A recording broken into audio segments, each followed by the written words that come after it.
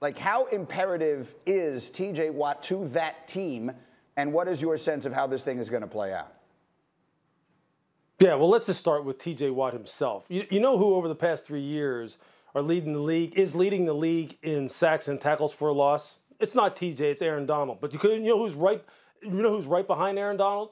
T.J. Watt. So he's been one of the most disruptive forces along the defensive front in the NFL for the past 3 seasons, which when you go back and you're kind of really trying to look at how a guy has performed in the past, that's about as far as you'll go back, about 3-4 seasons. And really to project going forward, he's a guy who they absolutely need on this football team because of the fact that right now they don't really have someone who's really proven on the opposite side of him rushing in that 3-4. Alex Highsmith is going to be someone who's going to be a guy you're going to have to keep an eye on. And Melvin Ingram has come over as well as an unrestricted free agent, as a veteran who's going to also give him some juice opposite T.J. Watt. But they need him. The offense is a work in progress, so they need to make sure that the defense is going to be at full strength to make sure that they carry the load here early in the football season. I think they get it resolved. I think they know the reasons why they have to have T.J. Watt in order to make a playoff run, and they'd be foolish not to.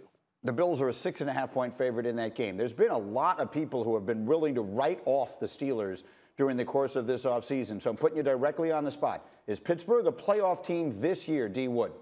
You know, early on this offseason, I was one of the people that was writing off the Pittsburgh Steelers. Mike Tomlin's never had a losing season. This Pittsburgh Steelers organization, the gold standard National Football League. I think Pittsburgh finds a way to get into the postseason. Yeah. I do. I think their defense, they're going to get this T.J. Watt thing resolved. Their defense is going to be elite. They're going to get Devin Butch back, their fantastic linebacker that they lost last year to an ACL. That defense is elite. They'll figure out the offensive line. Big Ben, with those weapons, they're going to be back in the postseason. I think they get it done.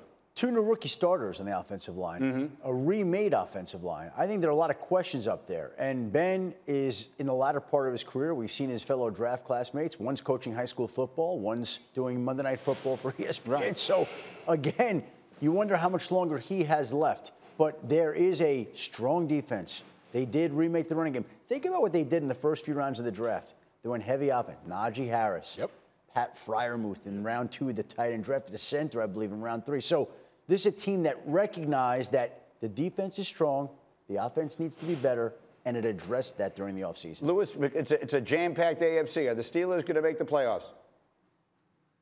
Man, it's going to be tough for them, man. Look, even though there's going to be an extra team making it as a wild card, it's going to be tough. I could see 3 teams coming out of the AFC East, with Buffalo, New England, and Miami. And then, in their own division in the North, I mean, right, that Baltimore, Cleveland, Pittsburgh, that's very top-heavy right there. So they're going to be in a dogfight. I think they have a shot, but I think they may be on the outside looking in because of the strength in the East.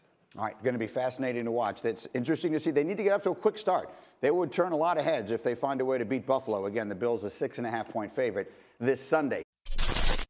Thanks for watching ESPN on YouTube. For live streaming, sports, and premium content, subscribe to ESPN+.